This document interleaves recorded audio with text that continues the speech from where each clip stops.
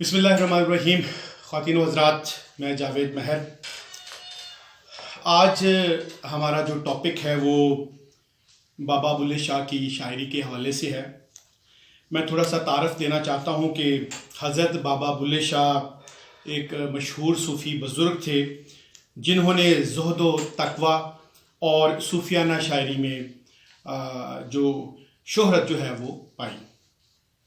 آپ کا جو آبائی علاقہ تھا وہ بہاولپور کا ایک گاؤں تھا جس کا نام اچ گیلانیہ تھا، اور آپ کا جو سلسلہ نسب ہے وہ 14ویں پشت سے حضرت شیخ عبدالقادر جیلانی سے جا ملتا ہے. حضرت بابا بلے شاہ کے جو آباء و اجداد تھے وہ 887 میں حلب سے آ کر اچ گیلانیہ بہاولپور میں آباد ہوئے، اور حضرت بابا بلے شاہ کے جو والد تھے ان کا نام حضرت سخی شاہ محمد تھا، جو ایک درویش صفت اور ممتاز عالم دین تھے. حضرت بابا بلے شاہ کی ولادت 1680 عیسوی بمطابق 1091 ہجری میں ہوئی. والدین نے آپ کا نام عبداللہ شاہ رکھا. حضرت بابا بلے شاہ نے زندگی کی 6 بہاریں اچ گیلانیہ میں گزاری. آج جو ان کی شاعری کا پہلا حصہ ہم پڑھنے جا رہے ہیں وہ بہت سبق آموز ہے. اس میں بتایا گیا ہے کہ جو پرندے ہیں وہ انسانوں کی طرح رزق اکٹھا نہیں کرتے.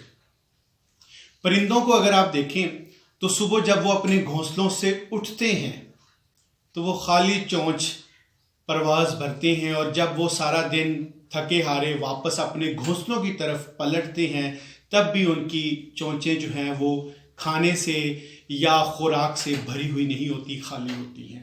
یعنی پرندوں کا اتنا تقوی ہے، اتنا توکل ہے اللہ تعالیٰ کی ذات پر کہ ان کو پتہ ہے کہ صبح جب اٹھیں گے تو ہمیں صبح پھر رزق مل جائے گا.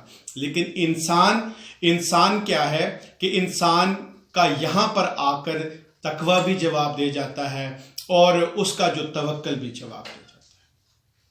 یہی وجہ ہے کہ آج انسان جو اشرف المخلوقات ہے وہ اپنے ہی ساتھی انسانوں کو مارنا پر تلا ہوا ہے. کبھی چینی نہیں ہے، کبھی آٹا نہیں ہے، کبھی دالیں نہیں ہیں. کیا ہے جی؟ ذخیرہ اندوزوں نے ذخیرہ کر لیا ہے، اور غریب بندہ جو ہے وہ مرنے کے لیے سڑکوں پر آ جاتا ہے. تو اس موضوع پر بابا بلے شاہ کی جو شاعری ہے وہ کہتی ہیں کہ ویک بندیا آسماناں تے اڑدے پنچھی، ویک بندیا آسماناں تے اڑدے پنچھی، ویک تے سہی کی کرتے نے، نہ وہ کردے رزق ذخیرہ، نہ وہ بھکھے مردے نے، کدی کسے نے پنکھ پکھیرو بھکھے مردے ویکھے نے، بندے ہی کردے رزق ذخیرہ، بندے ہی بھکھے مردے نے.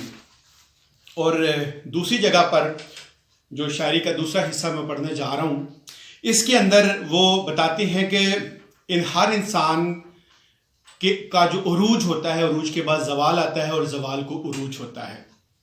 ہم جب چھوٹے چھوٹے ہوتے تھے تو ہمارے بزرگ بتاتے ہوتے تھے پنجابی میں کہ 12 سالہ بعد رب روڑی دی بھی سن لینا. یعنی روڑی یعنی گوبر کا جو ڈھیر ہے، 12 سال کے بعد اس جگہ پر بھی کوئی نہ کوئی عمارت یا مکان یا کوئی دکان یا کوئی پلازا کھڑا ہوتا ہے. تو ہم تو پھر اشرف المخلوقات ہے، تو انسان کا سٹیٹس جو ہے یا انسان کی جو زوال ہے اس کے بعد اس کو عروج ضرور ملتا ہے. لیکن شرط یہ ہے کہ اس کی نیت خالص ہو، اس کی محنت خالص ہو، اس کا ارادہ خالص ہو.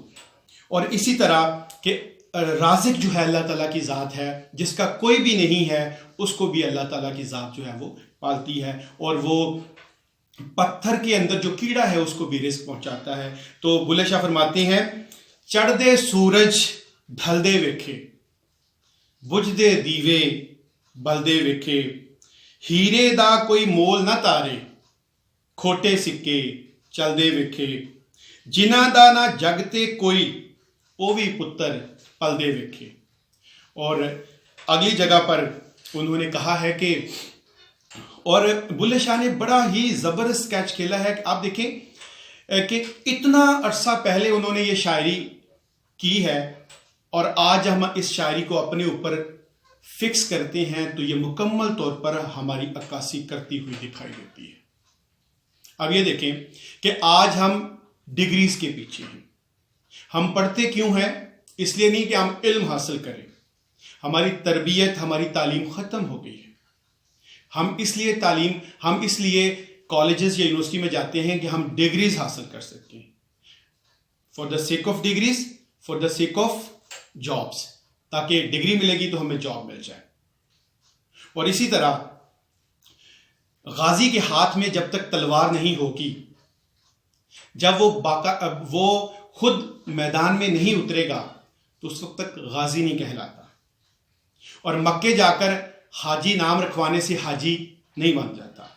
بلے شاہ فرماتے ہیں، پڑھ پڑھ کتاباں علم دیاں تو نام رکھ لیا قاضی، پڑھ پڑھ کتاباں علم دیاں تو نام رکھ لیا قاضی، ہاتھ وچ پھڑ کے تلوار نام رکھ لیا غازی، مکے مدینے گھوم آیا تے نام رکھ لیا حاجی، او بلیا حاصل کی کیتا جے تو رب نہ کیتا راضی۔